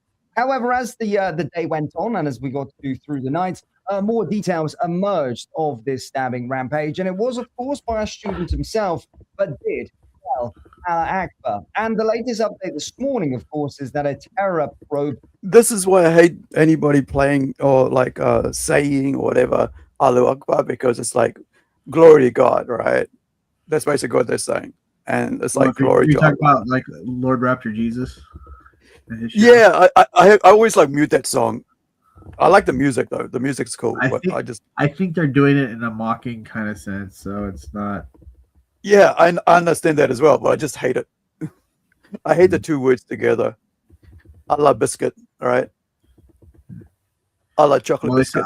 so I sometimes I think it says hello, Matt Barr. Hello, Yeah, Matt that's a good Barr. one. Yeah, but the thing is that these guys actually say that when they kill people. In this case, kill children. Is heading up this investigation. Sadiq Khan, of course, has responded to the incident. And as always, guys, we are going to provide you with the latest with regard to this. But first, please do hit the like button and hit the subscribe button for more. So, guys, as you can see, a school stabbing terror probe. Witnesses claim the attacker shouted Allah Akbar during a stabbing rampage at a London school that left boys 12 and 13 seriously injured. A teen suspect is in custody amid counter-terrorism police probe. Yes, a boy of 13 launched a stabbing rampage in a school on Tuesday, leaving 2 children fighting for their lives in a suspected terror attack. In the middle of a classroom just before lunch, a teenager pulled out a knife and stabbed a 13-year-old boy in the neck and back while shouting Allah Akbar. Seconds later, a second boy aged 12 was knifed in front of screaming children at Kingsbury High School in Brent, northwest London. Armed police raced to the school, but the knifeman had fled. A suspect who has not been named was arrested on suspicion of attempted murder after being found hiding nearby around an hour later. Sources said that he was not a pupil at Kingsbury High, raising questions about. So two Muslim kids, well, on 2 different incidents, stabbing children. Right. So you've got one in one school, right, and when you got one in the other school, but this second one isn't even part of the school. How he managed to get into the school building with a concealed weapon. On Tuesday, the 2 wounded boys were in a life-threatening condition in hospital. Scotland Yard said counter-terrorism police were leading the investigation amid suspicions it was an ideologically motivated attack. Yeah, well, when someone's screaming out Allah, right, it's a terrorist act and it's a religious-based killing, right? Attack, because he wasn't. Yeah, he was there to murder the kids, right? And so was the other one. I know. Let's get Larry Higgins on here and ask him what he thinks. Yeah. Kidding. Oops. Yeah, moving on. Yet to formalize and declare that the stabbings were a terrorist attack, as officers were still carrying out searches related to the suspect on Tuesday night. Now, many of the youngsters who witnessed the stabbing spree were held in the school hall for several. Here's the thing about that as well. Imagine seeing that as a kid while you're sitting there. Another kid your age is stabbing your fellow students, who might even be your friend. Yeah, right? It never happened back in my day. And calling out Allahu Akbar. That's going to make you hate and despise Islam, like it should anyway, because there's too much of it happening every week, almost, if not daily, around the world. Hours while police carried out their inquiries. So here's some images, of course, from the school. But my goodness me, one of the father of one of the pupils said the attacker came into the school and my son saw him stab a child in the neck. Fuck. That little boy's going to be traumatized for life. My couple years back, 2014. Oh wow, it's almost a decade. What was it? Oh shit, it's 12 years ago now. One of my uncles, well, extended family members, right, was stabbed in the neck by a 7-year-old in his own place of business. Yeah, he bled out in his wife's arms because he got the carotid artery, the main one that supplies blood. Shit. That's Yeah, messed so up. He bled out within seconds. So there was two of them, and one of them pulled out because they were there to steal, right? So Right. he caught them, but he didn't expect the kid to pull out a friggin' pocket knife and stab him in the neck. So yeah, I understand this fully when someone gets stabbed in the neck. But yeah, so he passed away like right there and then. The pupil said the attacker came into the school and my son saw him stab a child in the neck. Two boys were on the floor and the other child thought they were just playing, but they didn't get up. It's awful. A woman said her sister was in the classroom next door when the attack started. She said they heard screaming and crying. Our parents are traveling and they saw it on the news and were so worried. My brother was really scared to go back to school. How can you go after a stabbing? Now, of course, this has raised a lot of concerns. It's something that we do talk about quite a lot here on this channel, knife crime, and of course, the subject of Islam. Yes. So there's major gun control in UK, and so instead of shootings you get in the UK, you get knife crimes, right? Stabbings, mass stabbings all day long, all the time, and so basically London is known as the stabbing capital of the world because of that. Islam terrorism makes up 80% of terrorism offenses within inside the quite a lot here on this channel, knife crime, and of course the subject of Islam. Yes, Islam terrorism makes up 80% of terrorism offenses within inside the United Kingdom, and of course the ages are getting younger and younger. But isn't it interesting they say that right wing is the bad thing, right? But hey, it's like that's all the crime and everything. Right wing, you got to fear the far left, because they're the bad people. But like 80% of terrorist crime is Islam, not Chinese, not Asian, not Indian, right? Not African. But most of those people who are committing these crimes are Muslims anyway, from Africa, right, or Middle East and India. So, but it's Islam, right? That ideology. Something that is constantly ignored by the powers that be, whether that be the Labour Party and, of course, yours truly, Sadiq Khan. Now, Sadiq Khan has responded and addressed the London school stabbing after the counter-terrorism launched an investigation. Sadiq issued an urgent appeal in the wake of it, and in a statement, he said, "My thoughts are with the family, friends and wider community in Brent following the appalling stabbing today. The awful violence has absolutely no place in our city. A suspect has been arrested and I am close contact with the Met as they investigate this terrible incident. The Met have deployed significant resources into the area and I urge anyone with information to call police on 101 or Crime Stoppers anonymously on 0800 555 111. There is no..." So here, two boys aged 12 and 13 were stabbed. And then another boy aged 12 was stabbed, right? And then life-threatening, which means they're going surgery constantly, trying to save their lives. But we've done this, we've put up you ain't done shit. This has been happening for decades, and it's getting worse and worse to where now it's 80%. What happened to these Muslim boys that were stabbing people? Well, we'll find out. Honor in staying silent. So again, this is the stage where we are at this moment in time. Is that one teenager shouting Allah Akbar as he started stabbing students? Obviously, the boy didn't go to the school. And again, two boys are currently fighting for their life in a hospital.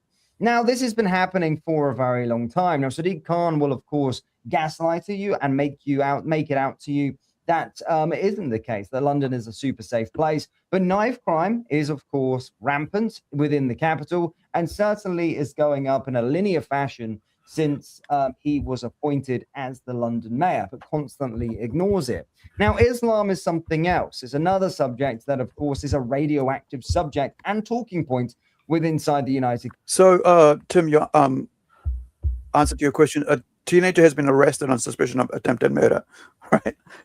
Yeah, suspicion when you've actually stabbed someone. How you get suspicion of attempted murder? See, if they allowed guns in their country, that person would be dead already. Yeah. Percent. But knife crime, instead of guns, they have knife crime, and 80% and growing. Why It's don't like, they just stab them back? Then well, the the fact is that they shouldn't have a knife at school anyway. right. Right. But they did, and they just let it happen. Kingdom. People don't want to talk about this subject because they fear of being racist or Islamophobia. But these conversations need to be had. It was literally just a month ago where I reported to you that the UAE, whilst it's about universities, had stopped funding their students to study in prison due to fears of their students being radicalized on university campuses in the United Kingdom. So everybody... Yeah, that was a huge news about like last month or so, where the United Arab Emirates, right, didn't want to send their students from their country to learn in England, right, to go to their esteemed universities because they'll get radicalized and they'll bring that radicalized Islam back to the United Arab Emirates and actually cause domestic terror there. That is crazy, bro, when a country realizes that your country is growing radical Islamists, right, is radicalizing people to become anti-West and anti-life by teaching them to hate life and pro-Islam. Entire country, bro, a Middle Eastern Muslim country is saying that London, England, right, is Islamic to a point where they're radicalizing people to kill people. Wow. This is what's happening. An entire country, bro. That's got to say something when a Muslim country tells you that your country is worse, right? Right. Else, of course, takes this matter very, very seriously, except from the powers that be within inside the United Kingdom and the police and everything around it within our country, because they don't want to be deemed and seen as Islamophobic. And of course, with the Labour government, they don't want to take drastic action because, of course, it will split their votes and they will lose the only voters that they have left. Now, so Labour is basically Democrats. We have Labour Party here. We have Labour Party in the Aussie, and that's what we have them, right? And the colonies, it's basically Labour is the party of the Democrats, the leftist ideological party. And, so they, with their thing, oh, wait, I didn't notice this. Look at this. It says this dude here, one of Britain's most dangerous terrorists jailed for bomb plot set to be released in just weeks. Jeez. Yeah, so Why? let's let him out. Yeah, they should just hang him. Yeah. So, just one more little quick one on this one, and then we'll be out of here. So where are we? Yeah. So this is from another channel. This is from a couple of days ago again. This is Baraka Amuri, a British gentleman, speaking on the same subject. And every time you try to resist, they put you in jail. You control your mind for so long to the point where you let them decide what your kids should learn, what gender they will be. And now you've let them to come for the whole nation, destroying what Britain once stood up for. They use this media machine not to report the facts to you, but to tell you what to think and what you should do. Always be careful. They're hiding the facts behind the noise, and they're recruiting pedophiles to tell you how to behave. And these politicians you meant to protect you, they're out there smashing your head on the ground. And no jail time for them. This road we've been on has been very dark for a very long time. We have a lot. We the people make the nation, and if we don't stand up and advocate for justice, then we certainly won't make this nation great again. So we have to create a place for that, a place that can contribute to a more informed society. And that place is Next Frontier Media.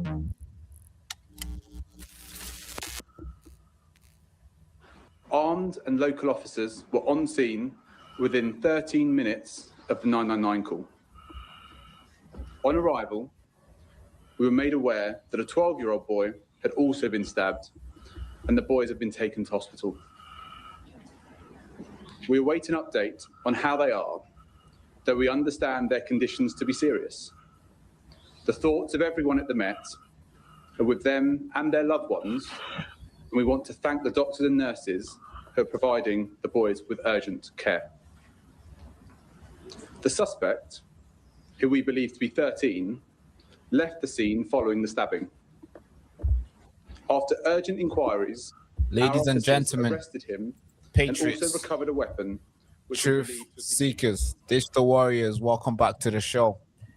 This is Britain today. Young kids are carrying knives in school. They are stabbing each other up. This is a problem that needs to be fixed. I've been talking about this for a very long time. It looks like nobody wants to do anything about it. Everyone is always ready to say, oh, apologies. But witnesses claim the attacker shouted Allahu Akbar during the stabbing at school that left boys injured, 2 young boys. This is insane, folks. And it looks like we're just getting started. We always think like, oh yeah, it happened one time, so it's not gonna, it's not gonna happen again. It's just one little incident, I guess. Just a boy. He was, mental health. Nobody cared about him. That's why he went out there and stabbed over people. But this is what's taking place, and this has been going on for a very long time now. So let me just set this stage, right? Oh God, this is crazy, folks. This is insane. So let me just bring out the article here. Daily Mail did a piece. I think everybody has touched on it. Everyone has touched on it, but let's just read the one that we can find. Witnesses claim the attacker shouted Allahu Akbar during the stabbing at the school, left boys injured. A boy, 13-year-old, launched a stabbing rampage in school on Tuesday, literally a couple hours ago, leaving 2 children fighting for their lives. A suspect in a suspect terror attack. In the middle of the class, just hours before lunch, teenager pulled out a knife and stabbed a 13-year-old boy in the neck and at the back, in his back, shouting Allahu Akbar, witness said. Second later, a second boy, aged 12, was knifed in front of screaming children at this school, at this Kingsbury High School in Brent, North West London. This is insane, folks. This is becoming a new normal. It's becoming a new normal now where young kids are carrying knives. How many times do we need to sit here and report this? Now, of course, they didn't release their name. They didn't release the pictures. This is a big case. The counterterrorism police is on this case already. They have not classified it as a terrorist attack, but the way it is, it looks like they even said, if I just carry on here on this article, they even said this was a ideologically motivated attack. You make sense you make that what you will. So this was an ideological attack. Now, here's a full report from the Telegraph. They also reported on this. The Telegraph also reported on this. Counter-terror police lead investigation into the school stabbing 2 boys aged 12 and 13 in serious condition after American-style attack in northwest London. Counter-terror police, 2 boys in which happened in Kingsbury High School on Beacon Lane in Brent on Tuesday lunchtime. On Tuesday evening, a 13-year-old. Did he just say American-style attack? Is that what they reported in their friggin' newspaper? I have no idea. So the Canadian news channels were reporting, comparing, like, rather than talk about the stabbing in Canada, the shooting in Canada this past week, they said, oh, in America, it happens more often. It's like, why do they always talk about America when it's their own country involved in these mass situations? right? And these attacks and these murders of children. It's like trying to gaslight you. Well, it's not as bad as America, like aboutism, right? What about America? Let's not talk about our own. But that's crazy. So it's a longer coverage of that. It's and more detail. So do check out that the channel there. I've got the link. Sorry, the video there and the channel, of course. The links in the link is in the chat. That's Baraka Amuri. He does a very good follow-up to do with Muslim, like not follow-up, but videos on Muslim pedophiles in the street who have been harassing, stalking girls and stuff like that. So there's a lot of coverage on there. So next up, let me remove that one. And this is our final video, I think. And this is another terrible, terrible situation. Again, Muslims involved, migrants involved. So, the abduction and rape of a 12-year-old schoolgirl, right? On taxpayers' dollars, he went and bought him some drinks afterwards.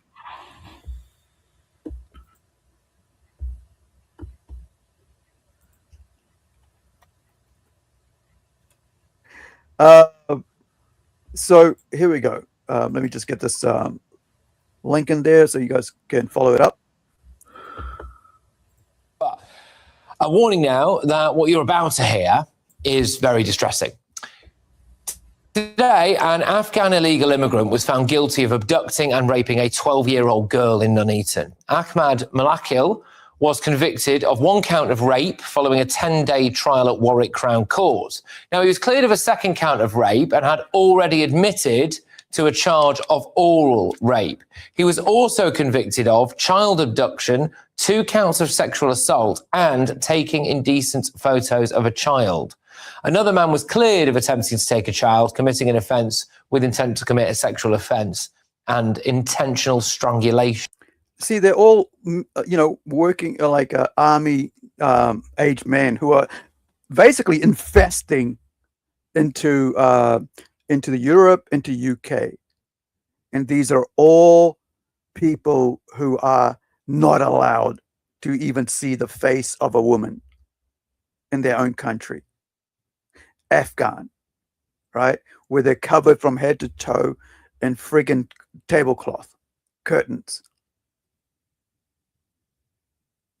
And then when they see a little girl, right, in UK, in Europe, they just can't stop themselves but to attack them for sexual pleasure, right? That's what I'm saying. Islam is culturally incompatible with Western culture. Islam is an abhorrent belief system that is based around a pedophile who basically married, right, quote unquote, right, married a 6-year-old and then raped her at 9 years old, because which 9-year-old girl is going to not understand what sex is while he was an old man? That's Muhammad for you. That's the prophet of Islam. So these guys here follow his, the Quran, follow his lead, right? The illegal immigrant arrived on a small boat across the Channel. He'd been in Britain just 4 months before raping a child. He'd been living in a house of multiple occupancy, which has no security. Malakil first spotted the 12-year-old schoolgirl playing on the swings in a park playground. He lured her down a secluded cul-de-sac before repeatedly raping her and filming the attack. Okay. That's all I'm going to say. I'll play on that. But it's a 12-minute video. It's a news, GB News. Links in the chat. I don't want you guys to have terrible things in your brain, nor do I want terrible things in my brain. But I wanted to highlight that these people are monsters. Islam is a joke. Islam is a cruel, horrific thing instigated on humanity by a lunatic madman in a cave who wrote up all these stories. And lunacies and lunatic people are following it either ignorantly or willingly. And then they carry out his teachings on the West. Amongst themselves as well. They kill themselves as well, each other. But then now they're all middle, able-bodied men over 20, 18 and up to about 35 are now invading illegally and legally into Europe, into the West. And then they start killing, raping, and worse. And we'll be looking at that more in detail later episode. I think it's around about another 2 weeks away, because there's only so much I can handle of Islam, man, because of the things that we have to deal, to show you guys. But hey, on the monkey politics and shit throwing show, episode 7, that is us for today. Thank you so much, Tim, for joining me again. I really appreciate you. So do you have any final words as we finish here now? I say you are muted. Okay, well, Tim doesn't seem to have anything to say. Hold on. I got it. I unmuted. Everyone have a great weekend. And if you're ever on Amazon, make sure to check out Melvin 0 through 3. Have a good night. Yeah, there is. You can also get check out Tim's work and through the links here. So it's easy access to that. My one's in the chat, of course. Sorry, not in the chat. It is in the chat, but also all the links are here and also in the video descriptor. If you like the show, give us a thumbs up, say something in the comments, and get the algorithm working for our sake. And wherever you are, subscribe and be well, be safe. And we'll catch you on the next one. Ka kite anō. Be well. Again, see you on Sunday, US, Monday, New Zealand, which is in about 2 days. Bye for now. Thank you, Tim. Nope. Can't stay here anymore. I gotta get back. I think this was the spot. Oh Lord, I beseech thee, please return me to my old life. I swear I'll do anything. Like, literally anything. And I won't bother you again, so pretty please bring me back to life.